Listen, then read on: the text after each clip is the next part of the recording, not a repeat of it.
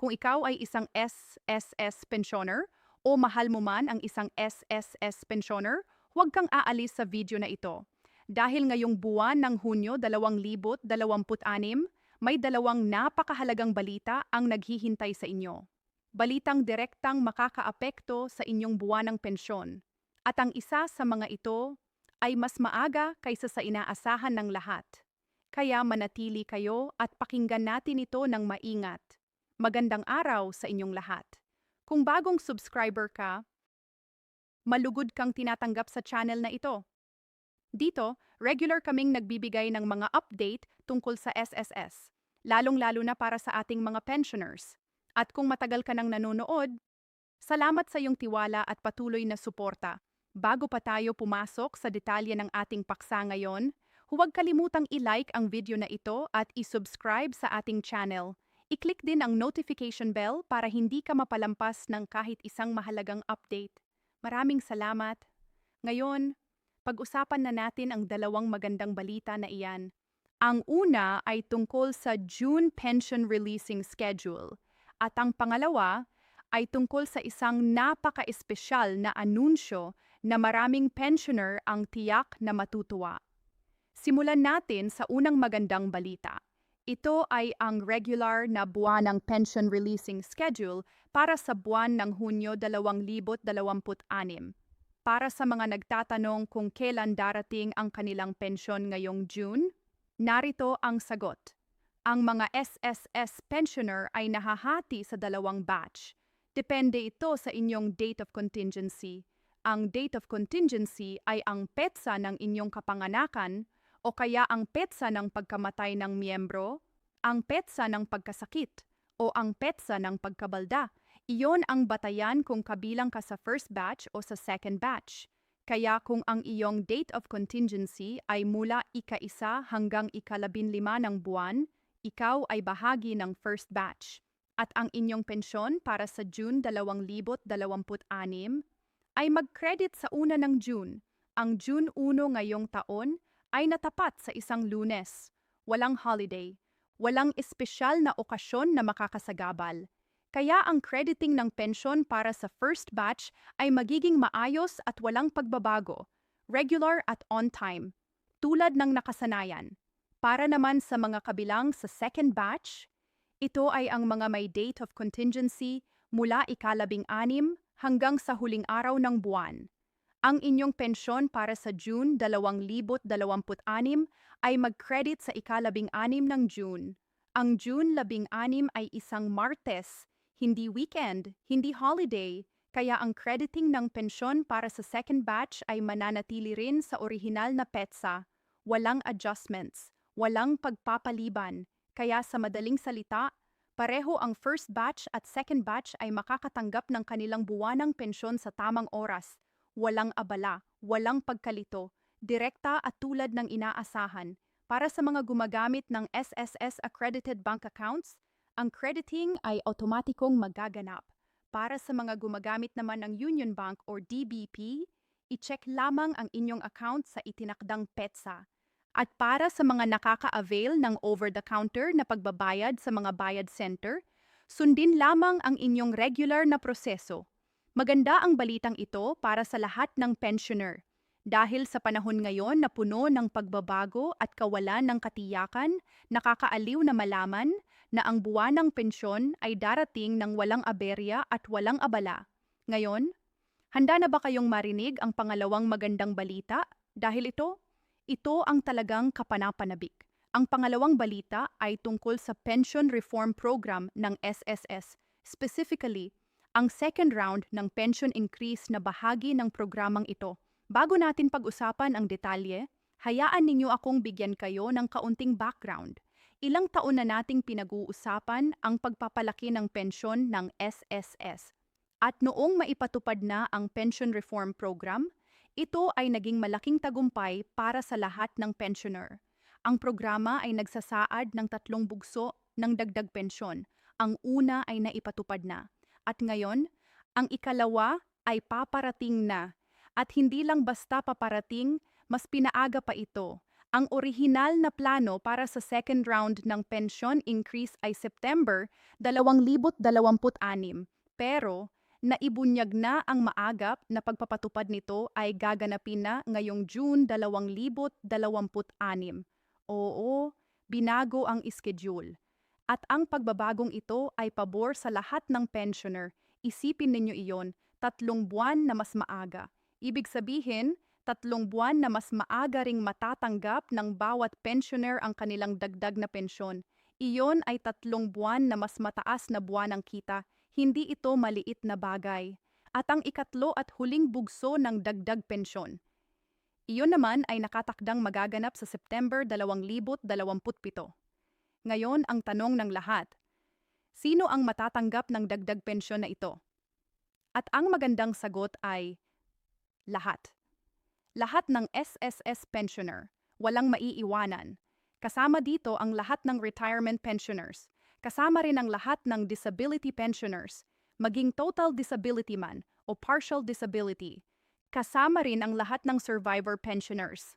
At kasama rin ang mga bagong magiging pensioner. Lahat ng mag-a-avail ng pension on or before June 2026. Kung mayroon kang kakilala o kamag-anak na SSS pensioner, ibahagi mo sa kanila ang balitang ito dahil posible na hindi pa nila ito nalalaman. At ito ay mahalaga. Ito ay para sa kanila. Ngayon naman, pag-usapan natin ang pinaka-interesanting bahagi. Magkano ang dagdag na matatanggap? Ang halaga ng dagdag pensyon ay depende sa uri ng benepisyo na iyong natatanggap. Para sa mga retirement pensioners, ang dagdag ay 10% ng inyong kasalukuyang buwanang pensyon. Ganon din para sa mga total disability pensioners, 10% ang inyong dagdag. At para sa mga partial disability pensioners, 10% rin. Para naman sa mga survivor pensioners, ang dagdag ay 5% ng kasalukuyang buwanang pensyon. Paano malaman ang eksaktong halaga ng inyong dagdag? Simple lang, kunin ang inyong buwanang pensyon ngayon at i-multiply sa 10% o sa 5% kung survivor pensioner ka. Halimbawa, kung ang iyong buwanang pensyon ay 5,000 piso at ikaw ay isang retirement pensioner, ang iyong dagdag ay 500. Kaya, ang iyong bagong buwanang pensyon ay magiging 5,500.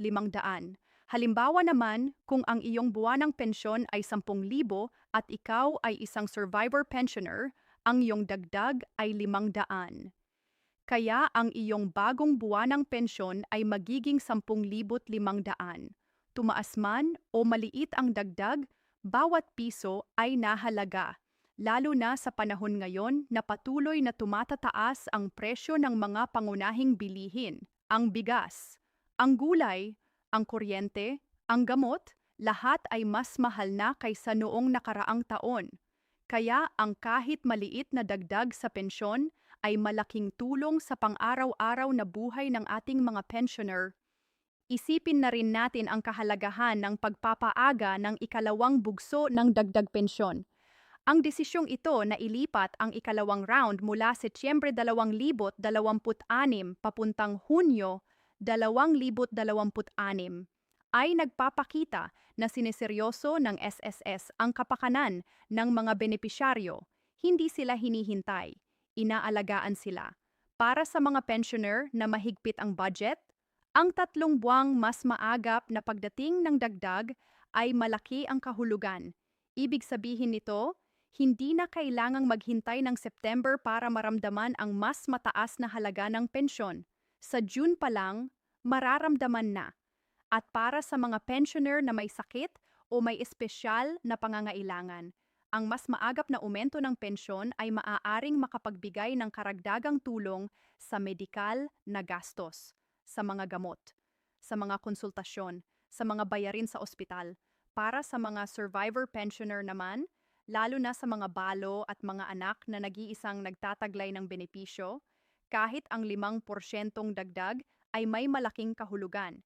Dahil sila ay nagtitiwala sa buwanang pensyon bilang isa sa kanilang pangunahing pinagkukunan ng kabuhayan. Kaya sa lahat ng aspeto, ang dalawang balitang ito ngayong Hunyo 2026 ay talagang nagdudulot ng pag-asa at kaginhawahan sa bawat SSS pensioner. Ngayon, nais kong bigyan kayo ng ilang mahahalagang paalala. Una, siguraduhing updated ang inyong personal na impormasyon sa SSS, lalo na ang inyong bank account number o ang inyong payment channel, dahil kung may mali o hindi updated ang inyong impormasyon, posibleng maantala ang pagdating ng inyong pensyon. Pangalawa, kung hindi pa kayo nakatanggap ng inyong pensyon sa tamang petsa, huwag mataranta. Maaari kayong makipag-ugnayan sa pinakamalapit na SSS branch sa inyo o kaya ay gamitin ang MyTuldok SSS online portal para ma-check ang status ng inyong account. Maaari rin kayong tumawag sa SSS hotline para sa tulong. Pangatlo, para sa mga bagong pensioner o sa mga mag-a-avail ng pension on or before June 2026, huwag mag-atubiling makipag-ugnayan sa SSS para matiyak na included kayo sa second round ng pension increase. Lahat ng kwalipikadong pensioner ay dapat matanggap ang dagdag na ito. At pang-apat, ibahagi ang impormasyong ito sa inyong mga kamag-anak, kaibigan o kapitbahay na mga SSS pensioner. Maraming mga matatanda sa ating paligid na hindi aktibo sa social media at maaaring hindi nakakaalam ng mga ganitong update. Ang isang simpleng pagbabahagi ng video na ito ay maaaring magdulot ng malaking tulong sa kanila. Bago natin tapusin ang video ngayon, nais ko ring banggitin ang mas malawak na konteksto ng Pension Reform Program. Ang programang ito ay hindi lang isang beses na dagdag.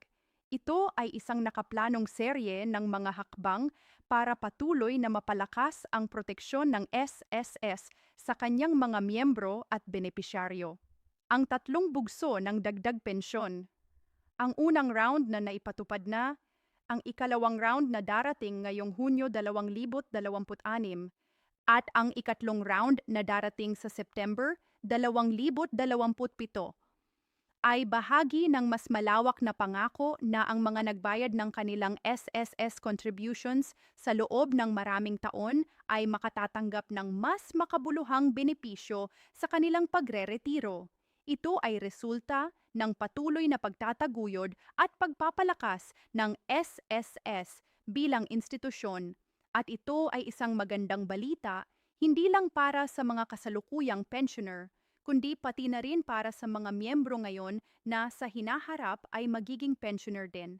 Kaya kung ikaw ay aktibong nagbabayad ng SSS contributions ngayon, huwag mawalan ng pag-asa. Ang iyong mga kontribusyon ay may halaga. At kapag dumating ang iyong panahon ng pagre-retiro, makikita mo ang bunga ng iyong mga pinagsikapan.